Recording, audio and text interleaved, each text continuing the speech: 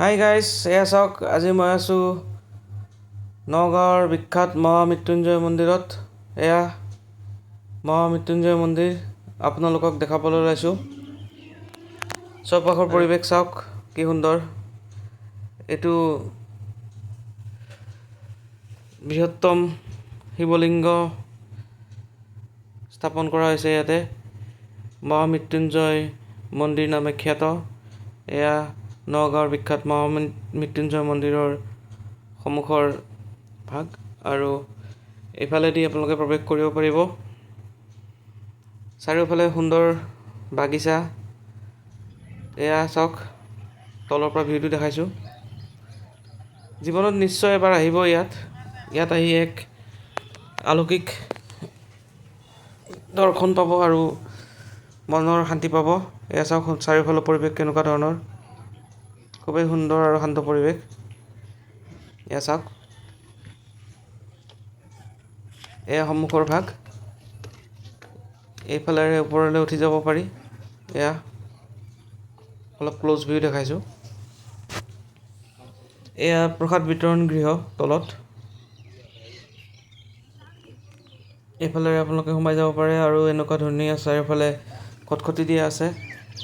বিভিন্ন ধৰণৰ মানুহ ইয়াত আহে, ভক্তসকলে আহি পেলাই তেওঁলোকৰ মনোবাঞ্ছা পূৰ্ণৰ বাবে প্ৰাৰ্থনা জনায়। আপোনালোকে আহক, এবাৰ দৰ্শন কৰক। এয়া চাওক, ইয়াত কিছু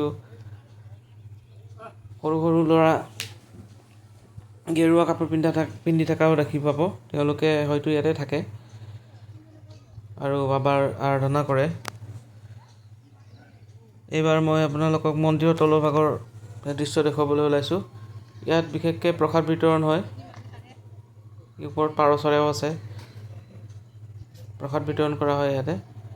সন্ধিয়া সময়ত ৰুটিৰ লগত বুটৰ দাইল আদি দিয়া হয়, লগত মাহ প্ৰসাদটো থাকেই আৰু ভক্তসকলে যিবোৰ মাহ প্ৰসাদ দিয়ে এইবোৰো ইয়াত বিতৰণ কৰা হয়।